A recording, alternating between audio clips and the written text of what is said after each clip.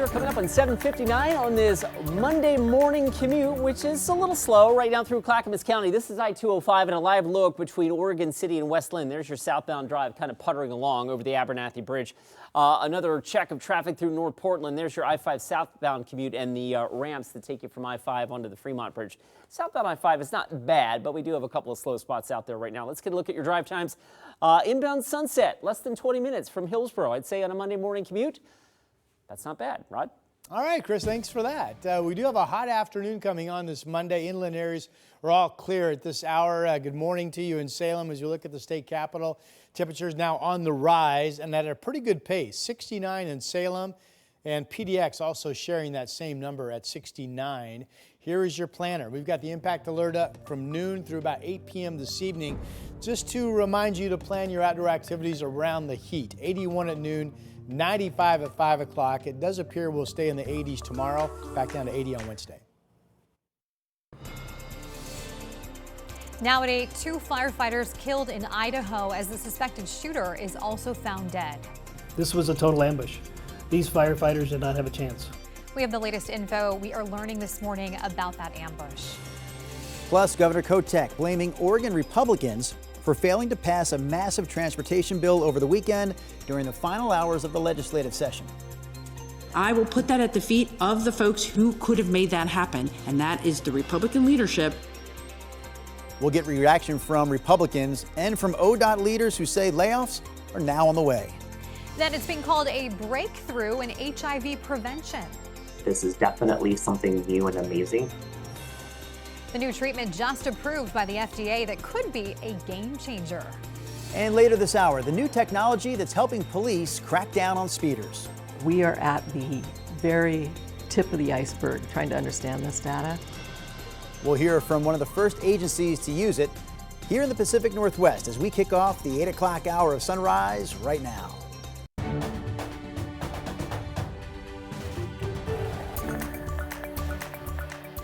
A very good Monday morning to you. Thanks for joining us here. I'm Stephanie Domrat in for China. And I'm Drew Carney. We've got Chris McGinnis back on board this morning as well, and Rod Hill right where he needs to be in the Weather Center talking about today's forecast. Hey, good morning. It is one of those mornings where it's clear inland but foggy at the coast, so kind of two different weather worlds. Here's Chinook Winds Casino Resort in Lincoln City. This image has not budged all morning since we came on the air at 5 a.m. It's still 52 degrees here in the 8 o'clock hour. And I'm not sure if the fog clears. It could end up being kind of a varied batch of clearing spots and foggy spots at the coast today. We do know inland areas will look like this all day. Just a sunny blue sky like we had yesterday. 69 is the current temperature. Numbers are now starting to warm nicely. I have the impact alert up from noon through 8 p.m. for the hot weather that you'll want to kind of plan your day around. 81 degrees at noon, and there's that high 95. Not a record, Chris. The record today actually is 100 degrees on the button, and I don't want to jinx it. I was going to say not a chance we would hit that, but I don't want to jinx it, so I didn't say that. Whoop! Okay. We've got that on tape now, so we'll see. All right, let's go ahead. I-5 drive through North Portland, getting a little bit busier near the Fremont Bridge. Your southbound commute again, puttering along, heading down towards the Rose Quarter, but not bad. We do have one pretty big slow spot, and this has been kind of ever present here as we get into the 8 o'clock hour. I-205 heading down towards the Abernathy Bridge. We'll switch gears, take you over towards the Gladstone area. You can see we're puttering along at about 14 miles an hour there. Right now, your drive times shape up like this. 17 minutes now, Main Street to the Fremont Bridge, and most of that congestion has shifted. The end of the line, if you will, has crossed the interstate bridge. So we're not that bad out of Clark County, but things tighten up a little bit on the Oregon side. And Banfield, Sunset, I-5 from Wilsonville, up, but not so bad out there this morning. Stephanie? Okay, Chris, thank you. Well, what started as a call for a grass fire near Coeur d'Alene turned deadly as firefighters were met with gunfire. Investigators say the suspected shooter was also found dead with a gun and a cell phone nearby. For more on the story, here's Brandon T. Jones with our sister station in Spokane. While that shelter in place has been lifted, you can still see it is very much an active scene here on Canfield Mountain. Officers have been coming and going throughout the morning. That smell of smoke also still lingers here in the air from that fire that was started yesterday. But there's still lots of details that haven't been released at this point. What we do know This all started around 1:30 yesterday afternoon. Fire crews responding to a wildfire here on Canfield Mountain were shot while doing their job and serving their community. Cooney County Sheriff Bob Norris described the shooting as a total ambush and saying the firefighters didn't have a chance. The 2 firefighters killed, one from the Coeur d'Alene Fire Department, one from Kootenai County Fire and Rescue. Another from Coeur d'Alene Fire Department is still in the hospital. For hours, a shelter in place was issued to the area as law enforcement searched for the suspected shooter and man they believe started the fire. Sheriff Norris says they were briefed to neutralize the suspect and to eliminate the threat. Around 7:45, with the help of a cell phone signal, they located the suspect. Norris says they exchanged fire with the suspect, who was pronounced dead. At this point, it is unclear whether it was a self-inflicted gunshot wound or if it was a bullet from officers. We believe that there's a likelihood that when we are able to enter the scene again tomorrow without the threat of fire, that we'll find other weapons that were placed. So this was a total ambush. These firefighters did not have a chance. This is something that we don't train for. It's not something we expect. It's not something our firefighters should have to deal with. So extremely difficult circumstances to navigate. Again, it's still early in this investigation process. Names and information about the victims and the suspect have yet to be released. Norris did note that nearly 300 law enforcement officers responded to this scene yesterday, including snipers and deployed helicopters. So as soon as we get any further details, we'll be sure to keep you updated across all of our platforms. But for now, here in Coeur d'Alene, Brandon T. Jones. A procession took place for the 2 firefighters who died in that ambush. Dozens of members of the public gathered on overpasses in North Idaho to show their respect for the fallen firefighters. We have an update on a story we've been bringing you all morning long. Portland police have lifted a shelter-in-place order for residents in Northwest Portland after a shooting last night that happened near Northwest 26th and Petty Grove. Police were initially looking for 4 suspects in this shooting. They found 3 of them already. One, though, is still on the loose, so police are asking anyone with information about the suspects or what happened during the shooting last night to give them a call. A massive transportation package that Democrats hoped would fund road projects and the Oregon Department of Transportation has failed. The $11.7 billion plan aimed to raise money through a new gas tax and also a new pay-per-mile tax for electric vehicles. Republicans called it the biggest tax hike in state history, and it died on Friday when lawmakers ran out of time. There was a smaller version that also failed to pass before the session ended on Sunday. Republicans say the package was rushed and relied too heavily on new taxes. Democrats blame state Republican leaders for blocking the deal. Here's what ODOT had to say about all this. ODOT says without that money, I should say, deep cuts are coming, including hundreds of job losses. In a statement, they told us, quote, next week, ODOT will begin the layoff process. By the end of July, hundreds of positions will no longer be at ODOT. Governor Tina Kotek also spoke on the outcome over the weekend. There was a lot of hard work to get it to a comprehensive transportation package, and legislators at the end of the day could not get that over the finish line. Governor Kotek says she still plans to push for a solution here. She says she wants lawmakers back at the table soon to help figure out how to fill the gap. We are just a few days away now from Independence Day. And in Washington, the legal sale of fireworks kicked off over the weekend. This was the scene at Mean Gene Fireworks in Vancouver, where people took advantage of early bird sales. We spoke to Mean Gene himself, who told us safety does remain a top priority every year. One of the big things that we're focusing on this year is disposal, because people can do everything right and then throw their used fireworks in a can or something, and they may smolder, and when everybody's asleep they catch on fire, and then you have a big problem. So we're encouraging everybody to wet everything down well before they dispose of them. Important advice there. He reiterated fireworks are designed with safety in mind, but only if used as directed. Gene doesn't seem so mean after all, right? If you're heading to Sauvie Island for the holiday weekend, don't forget your parking permit and your new beach pass. You need both of them starting this weekend. You're going to need a special pass on top of your regular wildlife parking permit if you want to park at any of the beaches there on Sauvie Island. The Oregon Department of Fish and Wildlife says too many cars have caused safety issues by double parking, blocking roads, and creating fire risks in dry areas. There are about 900 parking spots altogether, but on busy days, officials say more than 2,600 vehicles have shown up looking for a single spot. Some residents say limiting cars is a good move, but not everyone agrees. It does get really crowded, so I can sort of understand where they're coming from and trying to limit, but I don't know, I think it just complicates things. Officials say the new pass is a pilot program for the holidays and weekends this summer. You can get one online or from a licensed agent. And it was a warm one over the weekend, but today is really going to bring the heat, right, Rod? Yeah, 90 yesterday.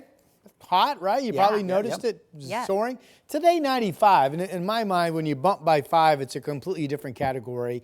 And my point is, you'll notice, hey, it's hotter today. You'll notice that. Now, the Weather Service does have a heat advisory up, not for the valley, but from the Dalles eastward out toward Pendleton and up into the Columbia Basin cities of Washington. This heat advisory today and tomorrow. And it's this area where, generally speaking, temperatures have a good chance to hit 100. Weather Service believes some cities, especially tomorrow, from Pendleton northward, could be as hot as about 103. So we're watching that. Here's the live camera from the Oregon Veterans Home camera out in the Dalles this morning. Looking at Mount Hood, of course, 66 degrees, calm winds out there right now. Here's the Chehalem tasting room. We'll be clear all day, most inland areas today. Just fabulous, sunny-wise. 69 out at the tasting room in Sherwood. And here is our temperature map. We're already now seeing 70 in West Lynn, Hillsborough, Beaverton, Scappoose, Forest Grove 73, warming up more quickly on the west side than the east side this morning. And there's the Dalles over on the west. I'm sorry, Dallas. My apologies. Dallas, how are you this morning? You're at 70 degrees. All right, here's the map. Most inland areas are going to be 90 or better. And there is a thunderstorm risk going into early evening coming up from the south toward Medford and then perhaps migrating up toward Sun River. And that could mean possible fire starts. So we'll keep an eye on that. And at the beach, it's foggy right now. And I'm not sure how that fog forecast is going to play out today. We do know it's going to be clear inland. Portland, the impact alert this afternoon for the 95-degree temperature. Plan your day accordingly. By tomorrow, we're at least back down into the 80s and then more comfortable by far on Wednesday and Thursdays. We're back down to about 80 right now, July 4th.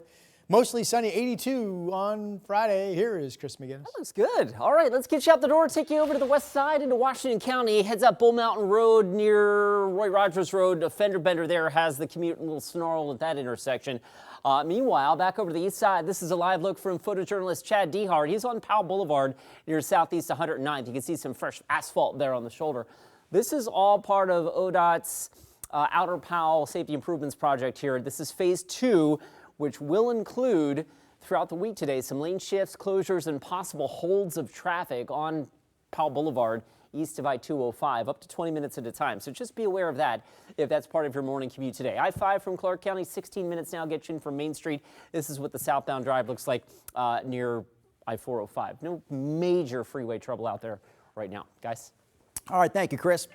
Coming up next here on Sunrise, we're talking about a heat wave. Not here, but a heat wave in France that's prompting authorities there to issue alerts. We're going to have more on that in your morning rush. Plus, a new HIV treatment just approved by the FDA that's being considered a medical breakthrough. Coming up here, we're going to hear from a doctor who walks us through why this injection could be a real game changer. The KGW Plus TV app, streaming 24/7. Local news from the team you trust on your time. Track how the weather will impact your day. Certainly becoming increasingly hazardous. Extended, continuous coverage of breaking news, live from the scene. That snowpack is still heavy. Go deeper with in-depth interviews and exclusive reporting. All the local news you need, live or on demand. KGW Plus. Download on your TV and watch for free.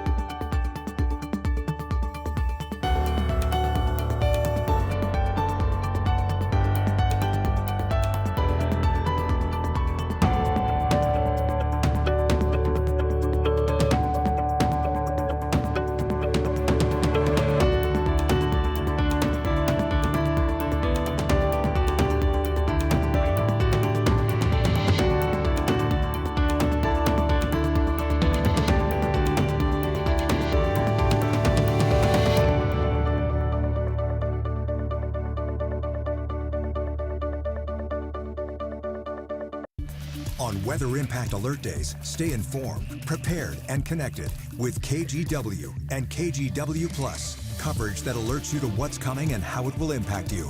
Watch extended weather coverage on KGW Plus. The KGW Plus TV app, streaming 24/7. Local news from the team you trust. Track how the weather will impact your day.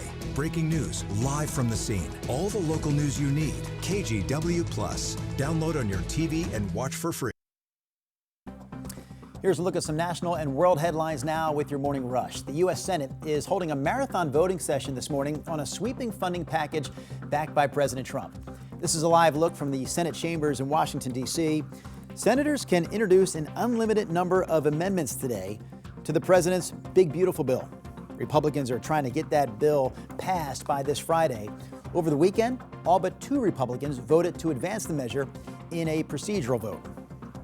All right, listen to this story now. A young girl and her father are safe after they fell overboard from a Disney cruise ship. Officials say the girl actually fell from the 4th deck of that ship. Her father, who we're now calling Hero, jumped in after her. Rescue crews responded and quickly pulled both of them out of the water within minutes. So it sounded awful, but it actually ended up okay for both dad and daughter. And we're also talking about severe heat this week in parts of France. Temperatures there are expected to climb above 100 degrees in much of the country. Authorities in France are advising people to avoid travel and sun exposure during the hottest parts of the day. That heat wave, by the way, is expected to reach its peak by Wednesday. So today and tomorrow, not even the worst of it. Wednesday is going to be worse. And that, my friends, is your morning rush. Still climbing, huh? 100 today. Yeah. better, though. Is the worst of the heat wave? No, it's going to keep going. It said they're expecting temperatures of 100 degrees. The worst of the heat wave is going to be on Wednesday. What was your question, my friend? Well, so that doesn't really specify then exactly if it's going to be like 103 105. We don't know. We'll have to check back. But around 100 we're arguing or better about for several semantics. I see. The details matter, right, Yeah, Ron? no, For I Ron, want to have a Science handle World. on this. Here's something we did not do when we were just on broadcast TV, so we have this only in our streaming hour here at 8 o'clock this morning. You may have seen this already. The Weather Service came out with this last week on the 19th. But projecting all of the West to be above normal temperature-wise for the month of July. Now understand, where you see the bullseye, that doesn't mean that's the bullseye of we're going to be that much above normal. That just means that's the highest confidence around Salt Lake City of being above normal. So these maps give you limited information. But when we talk about being above normal in July, you automatically think, especially lately, that means a lot of days bumping up into the 90s. And this also projects us to be below normal precip-wise. So what's below normal precip-wise? Well, normal is a half of an inch. So when you get into a drier mode, all of a sudden in my mind, I'm thinking 1/10, quarter of an inch. Maybe it's one of those Julys where we only get a trace. So that's not great news. That to me is almost a more noteworthy, problematic issue of the 2 maps I just showed you. Now, this is what most of the weather models say the heat dome for July, the center of high pressure ridging, is going to set up somewhere from West Texas back into where this shows it, which is the 4 corners of Arizona, New Mexico, Utah, and Colorado, with ridging up through the Rockies. So the question is, will the heat just somehow magically stay just to our east, or will we get kind of sucked into the back edge of this heat dome setup? And if we do get sucked in, if you will, then we would go on a run maybe a couple times in July of like 5 90-degree plus days in a row. I will tell you the modeling so far through July 15th kind of holds us back. Doesn't just show a lot of 90-degree heat. So we'll see how it plays out. Here's Timberline Lodge live for you this morning, 62. Pretty similar temp at 6,000 feet to what we have here in the valley, which is evidence of this is a hot batch of air just waiting to warm today. We are 69 now at PDX, 66 up in Kelso. Everybody's clear except for the fog at the beach. Astoria, good morning. 57 is your current temperature. It's already 72 over in Bend. They'll be warming up today. Here's a look at a thunderstorm threat this evening, nearing Medford and then kind of trying to bounce north, but weakening somewhere around Sun River and Bend. And that is noteworthy because this area could see renewed thunderstorm activity each late day for the next several, and that means the watch will be on for potential new fire starts.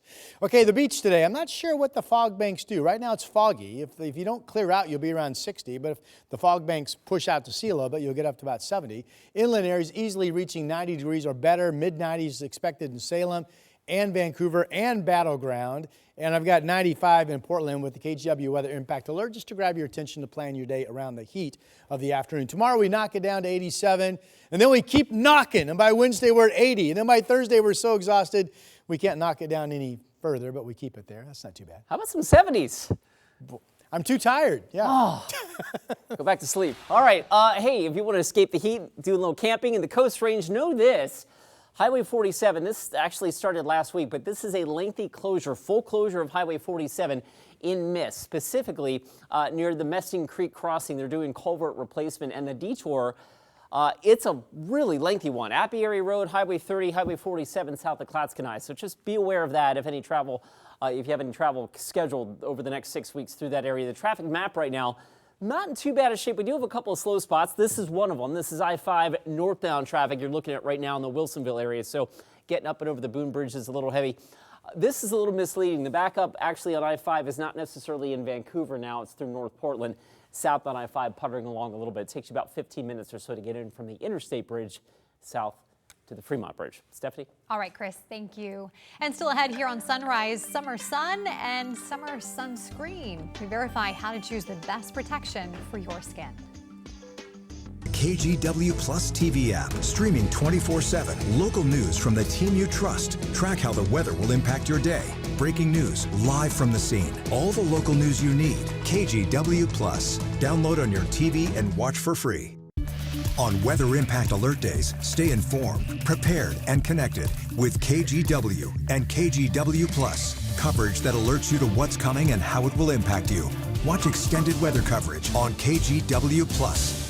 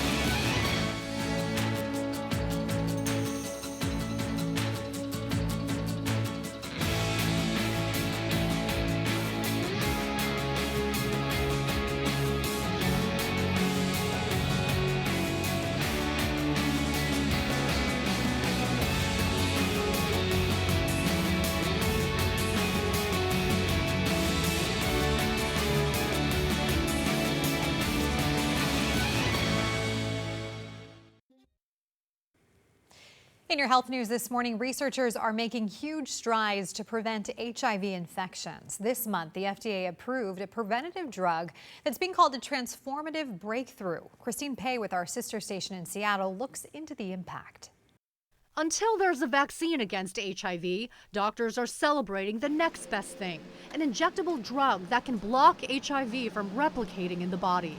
It's called lenacapavir under the brand name Yeztugo. It's all about preventing HIV from getting inside. Dr. Kevin Wang is a primary care physician at Providence Swedish in Seattle. He says what makes lenacapavir exciting is the far fewer doses of medication needed. The injection is given only twice a year. It'll help cut down on needed office visits. It makes it a little bit more convenient so they don't have to take medications every day. He's referring to a medication process called pre-exposure prophylaxis, also known as PrEP. A current PrEP option is taking a daily pill that stops HIV from copying itself in the body, making it difficult for the virus to enter white blood cells. It doesn't kill the virus or anything, but it just does what it can to help prevent infection. While a daily pill option for PrEP will still be available, Dr. Wang says the twice-a-year injection could be a game changer. This is definitely something new and amazing for patients who may have difficulty accessing healthcare services, and getting injections twice a year to help decrease HIV acquisition is huge. Dr. Wang also serves as medical director for Providence Swedish's LGBTQIA+ program. But he emphasizes this latest advancement in HIV care isn't limited to that community. HIV is something which affects every person of all ages, of all, doesn't matter about your country of origin, doesn't matter about your language spoken, your ability status, your LGBT plus identity. Of concern, however, is the potential cost of the newly approved drug. Lenacapavir as a PrEP medication is currently at about $28,000 per person a year, according to a New York Times report. The expectation is insurance will cover the bulk of the cost for patients. Coverage and payment are certainly going to be big considerations, and for those with commercial insurance, co-pays may also be quite high, and so we may need to search some additional options, mostly from patient assistance programs with pharmaceutical companies, to see if we can make it an affordable option for you. Dr. Wang also acknowledges the drug will take time to become widely available, but for now, if we can get the word out, there are these options to help keep our community safe. That was Christine Pei reporting for us. In your other health news today, we are entering the part of the year marked by a lot of sunshine. And with that comes renewed emphasis from healthcare experts on the importance of sunscreen. Megan Bragg verifies how you can pick the best sunscreen for your skin. Since 2007, the Environmental Working Group, a research advocacy organization, puts out its sunscreen report. This year, they looked at more than 2,400 SPF products and found 498 met their criteria for safety. So we're taking a look at some of the criteria for what makes the best sunscreen. To get answers, we went to the Environmental Working Group. Dr. Alyssa Daniel, a dermatologist with Metrolina Dermatology, the American Academy of Dermatology, and the CDC. There are several different types of sunscreen on the market. When it comes to recommendations, the EWG states mineral sunscreen is the safest course of action. The American Academy of Dermatology says if the active ingredients in your sunscreen is titanium dioxide and zinc oxide or both, you have a mineral sunscreen. When it comes to chemical sunscreen, those have more ingredients and may be easier to rub in. However, there's some controversy surrounding chemical sunscreens and their effect on your body. Experts say more studies need to be done. Dr. Daniel tells us that mineral-based sunscreen works best on kids and people who have sensitive skin. There are some skin conditions, especially if patients are dealing with problems with pigment, that I do prefer more of the mineral blockers. What about the SPF in sunscreen? According to the AAD, the higher number doesn't always mean the better. Sunscreen with SPF of at least 30 blocks 90% of the sun's UVB rays. However, the CDC says in order for it to work, you need to apply often. If you're in the sun for more than 2 hours, reapplying is key. Coming up in our next half hour of Sunrise, several people injured after a series of weekend shootings in Portland. We're going to hear from Police Chief Bob Day, who called it a, quote, tough 12 hours. Then later, your phone may be smarter than you think. How it's helping law enforcement in Washington track down some of the state's most dangerous drivers. Sunrise live here at 8 o'clock continues in 3 minutes.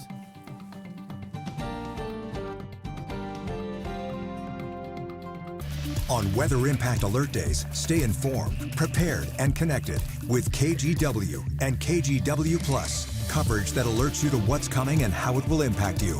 Watch extended weather coverage on KGW Plus. The KGW Plus TV app, streaming 24/7. Local news from the team you trust. Track how the weather will impact your day. Breaking news live from the scene. All the local news you need. KGW Plus. Download on your TV and watch for free.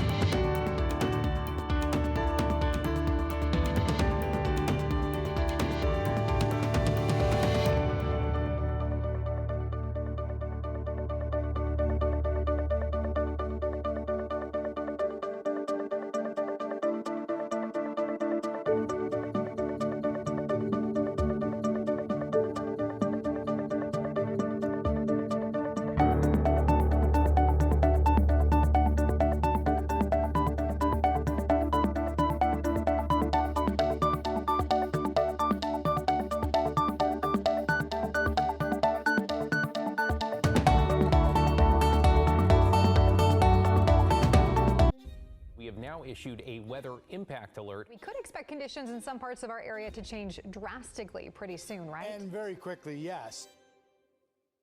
This is significant rainfall coming our way. You'll definitely want to be extra cautious. Certainly becoming increasingly hazardous. We've got the potential for some tree limbs or even trees or power lines to come down. Of course, when you hear thunder, it's always best to take cover. On Weather Impact Alert Days, stream extended coverage on KGW+.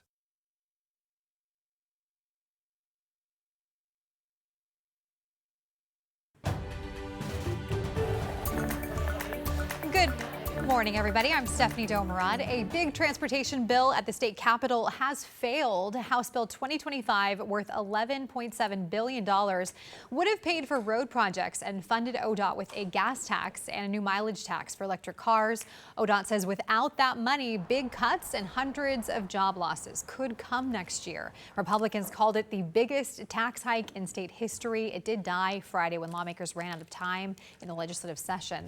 Governor Kotek says she still wants lawmakers to find a way to fill the gap. And it is going to be a hot one. Let's get over to Rod Hill for those details. Hey, Rod. Yeah, remember yesterday you're outside, you're like, man, it's hot. Did we hit 90? We did. Well, today it's going to be 95. So a little bit more on the toasty side. We have clear skies. We'll keep the clear sky all day like yesterday. Right now, already 69. Temperatures on the way up. We have a KGW weather impact alert from noon through 8 p.m. to remind you to plan around the heat. 81 at noon, 95 the high. We will take the temperature back down to 87 tomorrow, and then we're more comfortable by Wednesday with a high of only 80 degrees.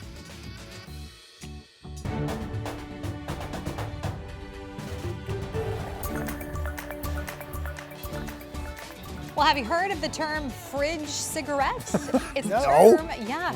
Guys, it's a term that's growing on popularity in social media. Have you not heard about it? Oh. Well, it's a new way That of thing. talking about having a Diet Coke while on a work break. I didn't know we needed a term. No, neither did I. Think of it as a traditional smoke break, but with a soda. So one of the first posts to use the term on TikTok in early June now has nearly 4 million views. I feel old. Well, I feel old. I'm all for like coming up with a phrase to help shorten things, but I'm gonna go have a Coke. It's pretty Fridge. simple to say. Yeah. I'm gonna have a fridge cigarette. a fridge cigarette. Nah, There's more syllables than that. I'm not buying it. Yeah, it's more work. I'm not buying into that. What I am buying into is our 8:30 half hour. 30 more minutes of news, weather, and traffic coming your way here on a Monday morning. Rod's going to kick off this half hour with a look at your forecast. Now, here's an oldie but a goodie term. It's Okay. possible I would take a sleep break and I won't be here after this for the remainder of the show. I We'll want one see. of those. I We'll want one see. of those. All right. That sounds good. Here's a Schnookwiz Casino Resort camera in Lincoln City. This is not budged to the point that I'm wondering if the camera's working, but all the other coast cameras show the same thing. Just socked in with fog this morning, 52, and I don't have a good feeling for whether or not the fog banks will completely clear or not at the beach. We do know inland will be sunny all day and getting toasty, already rising to 69. I have us 81 at noon and 95 at 5 o'clock. We have the KGW weather impact alert for the heat. Exhaustion, sunburn risks, it all escalates. Obviously, shade, water, keep hydrated, sunscreen, and you know, if you're getting tired, it's probably time to have a bottle of water and take a, what do we call that? A fridge cigarette break. Okay, all right, back to you, Chris. Rod's going to use that for his nap. Have a good nap, a power nap. All right, on the west side, traffic heating up. We've got some trouble now on the inbound Sunset. This is near the zoo. You can see ODOT's there with their incident responders. Fender bender there has the right lane blocked, and traffic is starting to slow a little bit. This is back towards Camelot. So the exit, Camelot Court overpass, by the way, in case you're wondering. West Sylvan for most of our purposes. Inbound Highway 26 is starting to bunch up a little bit now. So that drive time has jumped up significantly in the last few minutes, up to 30 to get you in from Hillsborough. The end of the line on the I-5 drive has crossed the interstate bridge, and you don't really hit thick traffic now until you get down to the Expo Center. That said, once you do, it's about a 14-minute ride from there down to the Fremont, or 16 minutes from Main Street to I-405. Drew? All right, thank you, Chris. We're hearing from a Vancouver mom this morning after a man tried to abduct her 5-year-old right outside their house. Scary situation there. Turns out Vancouver police arrested that 21-year-old suspect earlier this year for trying to pay teen girls for sex. But he posted bail and was released. As our John Adams reports, this family now hopes he won't be let out again. A Vancouver mother who wants to be identified as Dakota says she had just arrived home on June 25th when she noticed a white Nissan Versa sitting on her street. He looked a little out of place, but at the same time he didn't, because he was blocking my neighbor's driveway, and I assumed they had to have company, because who would block another person's driveways? Dakota says the vehicle sat in the road for about 30 minutes before one of her twin 5-year-old daughters came running inside. My daughter come busting in the door to let me know that a man out here told her to go onto the street and he would give her the toy if he if she met him on the street. You can see the child running back inside on this Ring security video while the white Versa drives away. Mentally, it's constantly racing in my mind over and over that it even happened and what could have happened. Dakota contacted Vancouver police after the incident. They were able to identify the vehicle and arrest 21-year-old Alexander Wright-Brock. VPD says Wright-Brock had been trying to lure the child towards him by using a magic trick. He has been charged with 2 felony counts for this incident. The 21-year-old was out on bail after being arrested in March for allegedly approaching teen girls in that same Nissan Versa and attempting to pay them for sex. Now this family says they will be at every court appearance Wright-Brock makes going forward, doing what they can to make sure he isn't released before standing trial. He tried to ruin my life. He tried to ruin my daughter's life. And honestly, my intention is to help ruin his life too. The fact that he's had the opportunity to be out in the streets is unfair to us as a community, and the prosecutor needs to do their job and keep him in jail. John Adams, KGW News. This past weekend proved to be a violent one, with at least 4 shootings, separate shootings, sending 7 people to the hospital. One of them happened just after midnight on Saturday when a teenager allegedly fired more than 24 shots into a crowd at a private event with over 100 people. 4 people were shot there, including a 15-year-old. The 16-year-old suspect, meanwhile, now faces several counts against him, including attempted murder. About 30 minutes later, a man was shot in the jaw outside a convenience store on Northeast Lombard. Police are still looking for the suspect in that shooting. We're not through here. On Sunday, 2 more people were shot in separate incidents, both in the leg. One of them happened near North Maryland just after 4 in the morning. The other happened downtown near Southwest 12th in Columbia at around 9:30. Both victims are expected to be okay. So far, police have not made any arrests. These acts cannot just be seen as accepted, but I couldn't be more proud of the way that the Portland police throughout the night stretched incredibly thin, literally ran to the gunfire. On top of all that, Portland police are also investigating a death in custody. Officers responded to a disturbance call late Saturday in North Portland. They say a man was flooding his apartment and hanging knives out the window. At some point during their response, police called an ambulance and paramedics did CPR, but that man later died at the hospital. We're working to learn more about a fire near Fisher's Landing in Vancouver. We spoke to people who could see the flames, including one person who lived nearby. We came from downtown Vancouver, a little past that. We came all the way here. I mean, just follow the smoke. Stratosphere. It's out it's way out there. There's about 60-foot flames on the east side of our property. Looked like the mill. We're pretty lucky. We live in a county and a district that's well supported with our firefighters and EMS personnel. Our photojournalist on scene says that fire was nearly out by 8:30 last night. I opened the window and then you could just hear just a roaring fire, and then we actually felt the heat on our face. Investigators in Newburgh are looking for what caused a wooden train trestle to catch fire. This fire broke out just before 3 o'clock yesterday morning on an inactive rail line.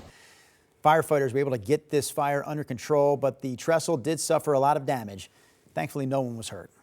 We have an update this morning on the major shakeup for Portland's new WNBA team. The owners of the team confirming team president Inky Sun is out just 3 months into the job. Raj Sports released a joint statement with Sun saying she decided to leave the organization, adding that her brief but impactful tenure helped lay the foundation for the franchise's presence in Portland. A source close to the team tells KGW that longtime Nike executive Claire Hamill has been named interim team president. Well, thousands lined the streets of Seattle yesterday afternoon for the city's annual Pride Parade. This year's theme was louder. Nearly 250 groups, nonprofits, businesses, even our Seattle sister station entertained the crowd for hours throughout the heart of downtown Seattle. Many people who participated say they had a great time, including a lot of first-timers. This will be my first Pride March, and I'm actually living. Yeah, it feels good. It feels good to be comfortable and just walk around, knowing no one's judging me. I'm just like smiling at everything. See right now? I see y'all. I see y'all. I think it's just really important for them to experience this and support their friends and their community. Organizers were expecting around 300,000 people to show up. A spokesperson for Seattle Police said there were no issues, just a lot of people having a great time. Closer to home, the city of Beaverton recognized the 10-year anniversary of the nationwide legalization of same-sex marriage over the weekend. with free weddings and vow renewals. This was all part of the city's Pride Parade and celebration on Sunday. The city said yesterday's Pride event may have been its biggest one ever. A few years ago, it was very short and very brief, but in the past couple years, it's grown and grown and grown, and now it feels substantial. There's such a large gathering of school kids sharing in this event, and it's great. You see little boys in tutus and girls in Superman costumes. It's just about expressing yourself, and that's what's nice. We also have this reminder: the 2025 Portland Pride Parade is happening on Sunday, July 20th. It'll start at 11 in the morning and will launch from the North Park blocks. It'll run about a mile. That parade is part of the larger Portland Pride Waterfront Festival that begins the day before on Saturday, July 19th.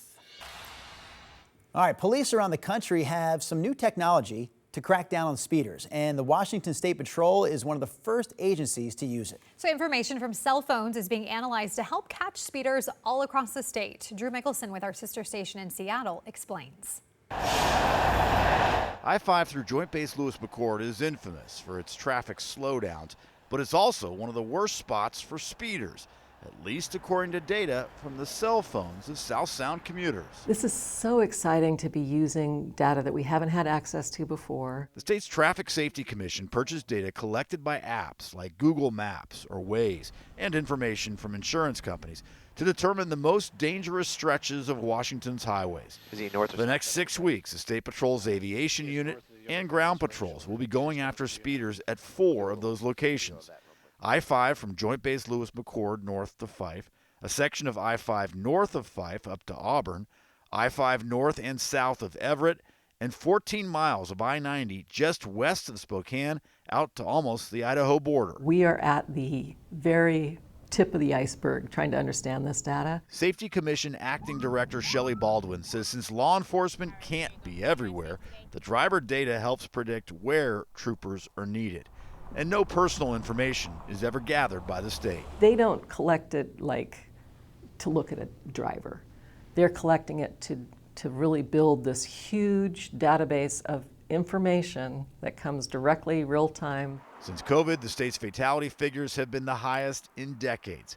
Baldwin says learning where drivers are speeding or using their cell phones will hopefully reverse that trend. These driving behaviors, along with buckling or not buckling your seatbelt, are factors in 75% of deadly crashes. If we can get a handle on these, we can turn these numbers around and get back to working towards zero. A spokesperson for the Traffic Safety Commission says Washington State is one of the first in the union to use this cell phone data to go after speeding drivers and distracted drivers. Okay, from that, let me take you to Columbia County real quick. Just a reminder, Highway 47, if you've got travel plans through the Oregon Coast Range this summer, know this, a section of 47 closed completely just north of Mist for a culvert repair. That closure through August 21st, and the detour is lengthy. Apiary Road, Highway 30, and Highway 47 through Clatskanie, so that's miles out of your way. All right, back to the freeway drive. It looks like the earlier crash on the Sunset just east of the zoo has just cleared. But the inbound drive obviously puttering along here. In fact, your commute now in from Hillsborough has jumped up to 31 minutes. So that's one of our bigger slow spots. Also in Oregon City, 213 northbound. You can see incident responders here on the scene here of this crash. This is northbound near the 205 on-ramp. So Drew, we've got some slowing getting on to 205 northbound out of Oregon City from Highway 213. Back to you. All right, thanks for that update, Chris. All right, temperatures hit 90 yesterday around the area, and this was one way several people were cooling off. A game of water polo. I didn't know this ever happened on Oswego Lake, but it did happen yesterday. In fact, it was the second annual open water polo tournament there. We're going to have more on this coming up after the break. The KGW Plus TV app, streaming 24/7. Local news from the team you trust on your time. Track how the weather will impact your day. Certainly becoming increasingly hazardous. Extended, continuous coverage of breaking news, live from the scene. That snowpack is still heavy. Go deeper with in-depth interviews and exclusive reporting. All the local news you need, live or on demand. KGW Plus. Download on your TV and watch for free.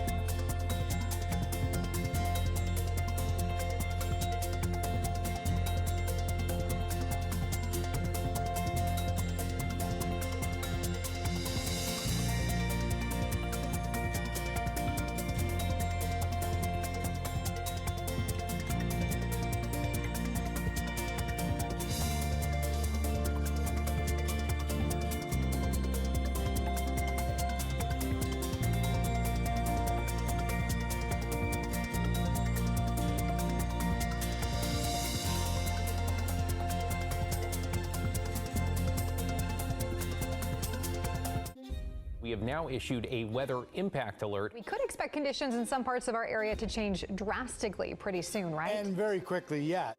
This is significant rainfall coming our way. You'll definitely want to be extra cautious. Certainly becoming increasingly hazardous.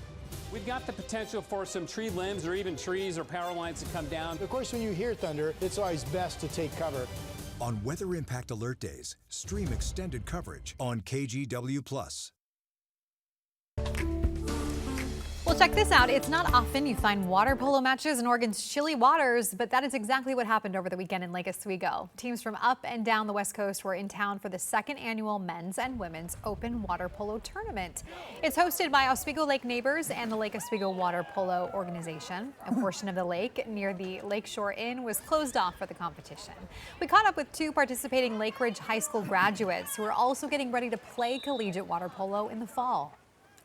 It's like all the things that I love. Like I used to play basketball, I used to do swimming. I just kind of combine them into two things that I really love the most. I hope that water polo continues to grow in Oregon. It's such a special sport, and it's really added a lot to my life, and I feel like it can do the same for so many people. The weekend's tournaments included 8 men's teams and 5 women's teams. If you missed it and want to check it out, the competition continues today not far from Millennial Plaza Park. They're having a good time out there. The cheers were fun. It's cute. Every time I watch water polo, I find it hard to believe that they're just treading water. I know. Like I could never do that and not be able to touch the bottom. Yeah, it's true. It's impressive. Now, I'd rather play Marco Polo. Because seriously, you can get out and just sit on the bench and have a sandwich while the person's yelling Marco, and then you never have to yell Polo, but you get credit for playing. It's really fantastic. That's dirty, Rob. That seems like cheating, but... Oh, no, it's not. Come on. Okay. Here's a look at our watch warning map. Not for the Valley. I mean, we're going to be 95 today. It's just at the Polo. Great game, isn't it? Now I lost my train of thought. All right. The one advisory from the Weather Service we have is everything shaded from the Dalles out toward Pendleton.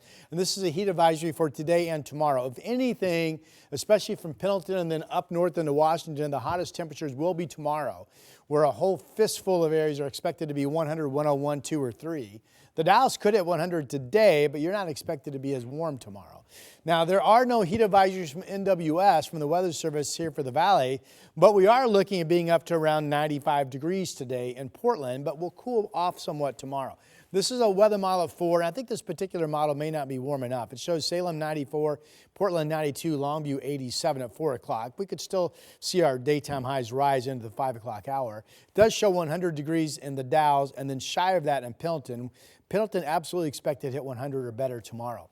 All right, so we're in this hot weather flow, just for a little bit though. Salem tasting room camera out in Sherwood, 71 degrees. Downtown Portland, 69. We do have the impact alert up from noon today through 8 p.m. just to grab your attention to plan around the heat of the day. This is certainly the comfortable part of your Monday, so if you have to be outdoors working, please take advantage. Already 73 over in Bend, where it will be a beautiful sunny but hot afternoon as well. I do want to point out that southern Oregon up around Medford and then eventually migrating this evening potentially up towards Sun River and Bend, a thunderstorm threat. And the models show another threat coming up from south central Oregon toward Bend tomorrow afternoon. Here's Wednesday. They bring the threat a little bit farther to the east. But believe me, 3-4 days in a row, we will be very fortunate if we don't get some fire starts out of this with lightning activity. So that's the number one thing I think forecasters will be watching in the coming days. Back to today, it's foggy up and down the beach right now. I don't have a good handle on whether those fog banks are going to hold or push out. If they don't push out, some of you will struggle to get to 60 or above. If you end up getting afternoon sun, you'll warm back up into the low 70s. Astoria was 73 yesterday. All right, valley forecast for you. Easily low to mid 90s. It shows Salem at 96. Not records. Records this time of the year are now primarily 100 degrees or above. 94 in Battleground expected. Again, in Portland yesterday, it was 90. Today, 95. So you'll definitely notice today's going to get hotter sooner, and then in the peak of the heat, noticeably worse. 95. But tomorrow, at least we drop down into the upper 80s. And then by Wednesday, Thursday, a more significant cooling as you drop down to about 80. And right now, pretty comfortable into the July 4th weekend. It is birthday time. All right, we have a short list this morning, so let's get to it. June, hello, yes. Let me count. 1, 2, 3, 4, 5, 6, 7 years old. Happy birthday from McMinnville out there enjoying the coast, it looks like. Dia is 9 today. Happy birthday to you. Hope you have a wonderful day today. And that's our list. Send us your photos and wishes to birthdays@kgw.com. and we will celebrate with you. Oh no, Chris has his sleeves rolled up. This can't be good news. It's a little warm in here now. Oh, okay. Right. No, the drive is heating up, of course, as well. Right now, you got almost 30 minutes to get in from Hillsborough on the Sunset. We had some trouble just past Sylvan on Highway 26. It looks like that earlier crash has cleared, but you can see we are slow and go from here back out to 217. So plan a few extra minutes there. This is what it looks like approaching the Sylvan Hill, and of course the sun is right in the driver's eyes. So bring your shades or your welder's mask this morning. All right, westbound I-84 slow and go coming in from the Gateway District as well. That's about a 12 mile an hour commute there. And the end of the line on I-5 has cleared the Interstate Bridge, has passed the Expo Center. This is where it starts at Columbia Boulevard. From there, it's slow and go the rest of the way down to the Rose Quarter. Total trip in from Clark County is almost 20 minutes from Main Street. Stephanie? All right, Chris, thank you. I'm biking with my mom, and it's basically the best thing I've ever done. It's kind of fun to glide along without any cars. Basically the best thing he's ever done. That is awesome. A big crowd showed up to Portland's Sunday Parkways in Northeast Coley and Roseway neighborhood over the weekend. City crews blocked off 6 miles of car-free streets for families and bikers to enjoy. Neighbors also celebrated the opening of the new Roseway Parkway Plaza at Northeast Mason Street and 72nd Avenue. Neighborhood association members are now signing up volunteers to help paint a large mural in the middle of the plaza. Our mural is filled with locally native species, butterflies, bees, big leaf maple, Oregon white oak, things like that. And we have a ribbon kind of going around the whole plaza. The next street to be shut down for Sunday Parkways is in East Portland on July 27th. We'll be right back after this quick break. The KGW Plus TV app, streaming 24/7. Local news from the team you trust on your time. Track how the weather will impact your day. Certainly becoming increasingly hazardous. Extended, continuous coverage of breaking news live from the scene. That snowpack is still heavy. Go deeper with in-depth interviews and exclusive reporting. All the local news you need, live or on demand. KGW Plus. Download on your TV and watch for free.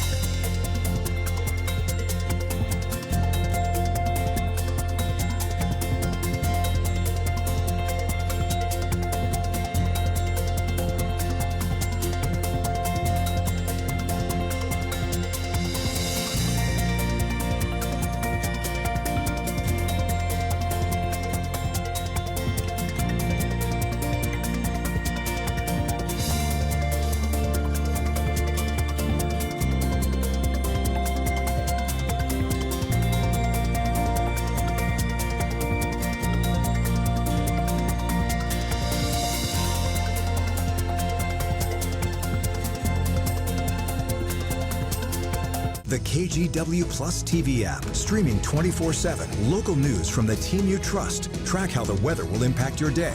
Breaking news live from the scene. All the local news you need. KGW Plus. Download on your TV and watch for free.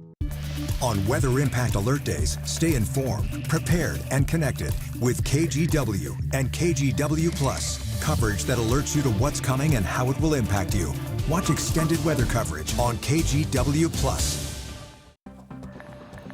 Quick recap of some of this morning's top local stories. 2 firefighters were killed and a third seriously hurt in a shooting near Coeur d'Alene, Idaho. It happened yesterday afternoon as the firefighters were responding to a wildfire on Canfield Mountain. The suspected shooter was later found dead on the mountain with a gun nearby. The local sheriff's office says they likely set the fire to set up an ambush. Officials are still working to identify the shooter and a motive. Police lifted a shelter-in-place order in Northwest Portland this morning after a shooting last night near Northwest 26th and Petty Grove. Police were initially looking for 4 suspects. They did find 3 of them. 1 is still on the loose. Anyone with information about this should contact Portland Police.